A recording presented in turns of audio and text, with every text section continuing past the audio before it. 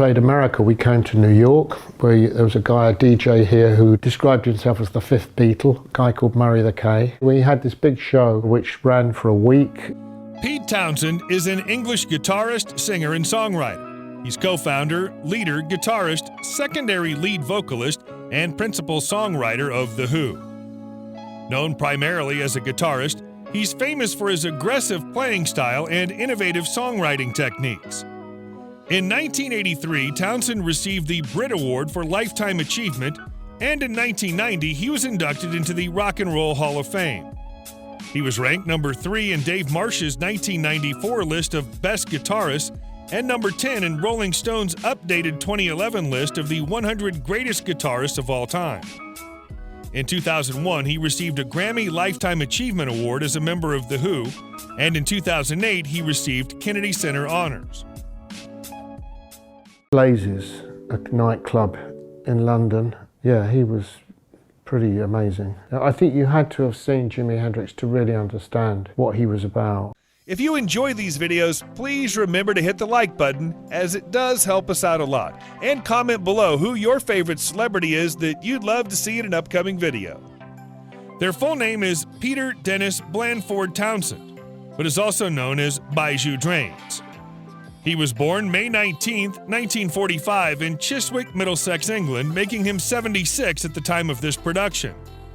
He stands at 5'11" 3/4 or 1.82 meters.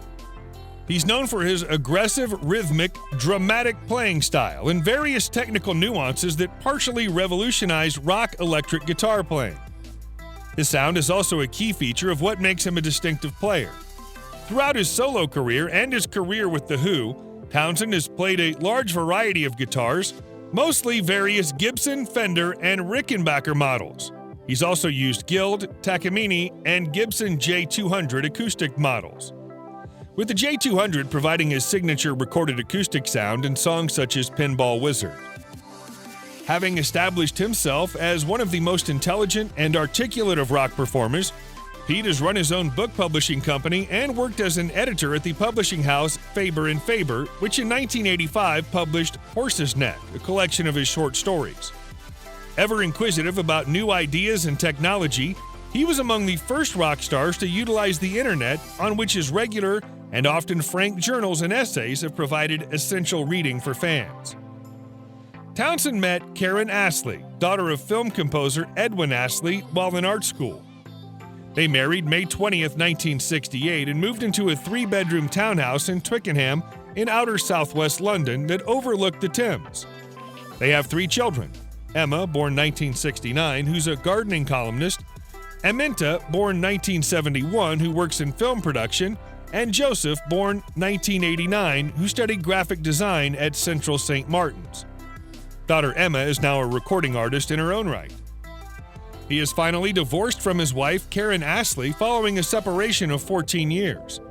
The couple, who married in 1968 and split in 1994, announced their intention to divorce in 2000, but it's taken until now to make it official.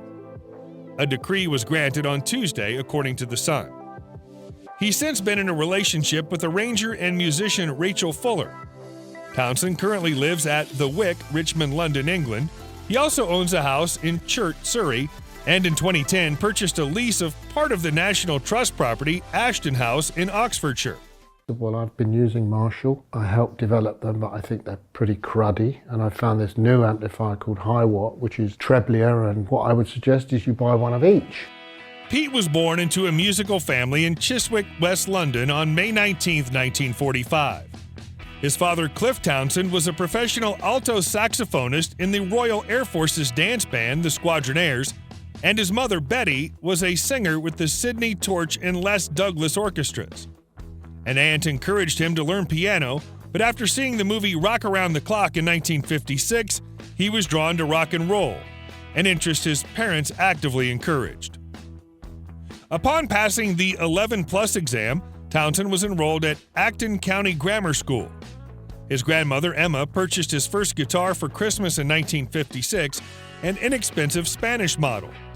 Though his father taught him a couple of chords, Townshend was largely self-taught on the instrument and never learned to read music. Lacking the requisite test scores to attend university, Pete was faced with the decision of art school, music school, or getting a job.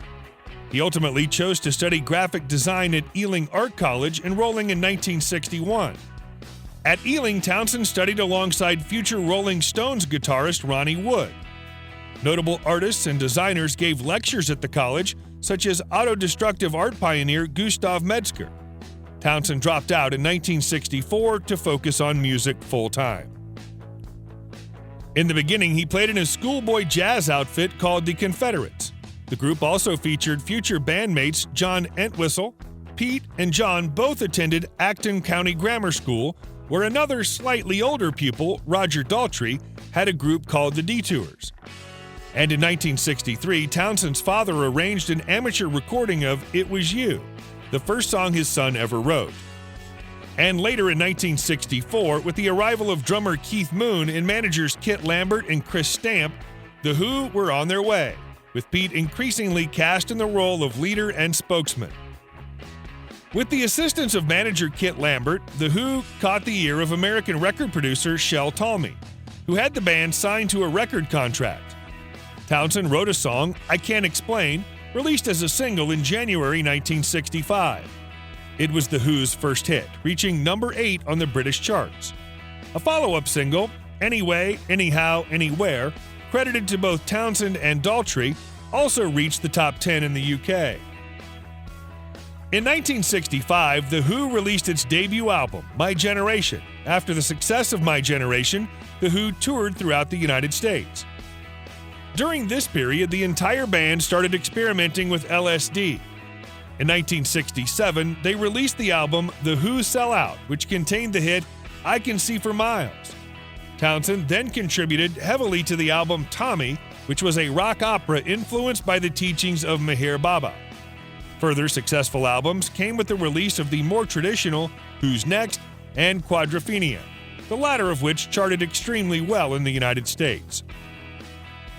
Over the next few decades, Keith Moon and John Entwistle passed away. Despite this, The Who continues to create music and tour. They are still considered to be one of the best live bands. Pete Townshend remains the primary songwriter for the group, and he's credited as a pioneer within the music scene. Many rock and roll musicians specifically give him praise for being one of the first to use feedback in rock guitar. Townshend has written more than 100 songs for 12 of The Who's studio albums. These include concept albums, the rock operas Tommy and Quadrophenia, plus popular rock radio staples such as Who's Next, as well as dozens more that appeared as non-album singles, bonus tracks on reissues, and tracks on rarities, compilations such as Odds and Sods, 1974. He's also written more than 100 songs that have appeared on his solo albums, as well as radio jingles and television theme songs. And they did. I love the punk movement because it's, of course, I wanted The Who to be. I always wanted The Who to last for 6 months and then disappear so I could go back to art school and a decent life. On January 24, 2012, Pete Townshend announced he was selling all of the publishing rights to his vast catalog of songs to the Spirit Music Group, a boutique firm that controls some or all of the rights to songs by acts from the Grateful Dead to Lou Reed, which now plans to place The Who's music even more aggressively in movies, TV, and other media. It's the biggest deal we've made so far, says Spirit President Mark Freed. We're looking at his entire body of work. Publishing rights, which generate royalty payments for the songwriter every time a tune is played, performed, or otherwise licensed, are an increasingly important revenue source in the struggling music business. While neither side will disclose what Spirit spent on Townshend's publishing, industry insiders estimate the price was in the tens of millions at least, possibly topping $100 million. Pete Townshend's net worth is $100.8 million.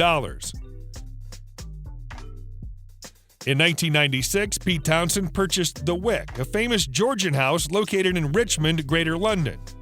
Designed in 1975, the house has a history of being owned by prominent artists. The historic residence was once owned by actor Sir John Mills, although he eventually sold it to Ronnie Wood, a member of the Rolling Stones. Townshend later took ownership of the property by paying for a lease of over 40 years. Pete Townshend currently resides at his Georgian-style home, Richmond Hill, London House, $40 million, which is designed by architect Robert Mine.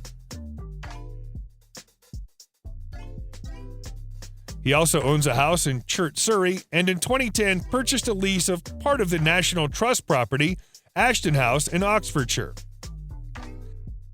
As one of the wealthiest rock stars of all time, Pete Townshend owns a vast classic car collection, having many exotic cars from Ferraris to Bentleys and even VWs. 1966 Jaguar E-Type. 1965 Volkswagen Transporter. 2008 Volkswagen Transporter. 1965 Mercedes S600 Pullman. 1935 Packard Hearse. 1972 Ferrari 365 Daytona Spider. 2001 Ferrari 550 Barchetta. 2016 Bentley Mulsanne Speed. Pete also owns a sailboat named Eva, a 1906 8-meter 5'3" yacht that he has been racing in the south of France since he purchased it in 2013. Eva is helmed by skipper Charles Franquet. And also has a 33.5-meter barge, Grand Cru, with a fully functional studio on board, which is kept at St. Catherine Docks in London, and Townshend records there himself, as well as renting it out to other musicians.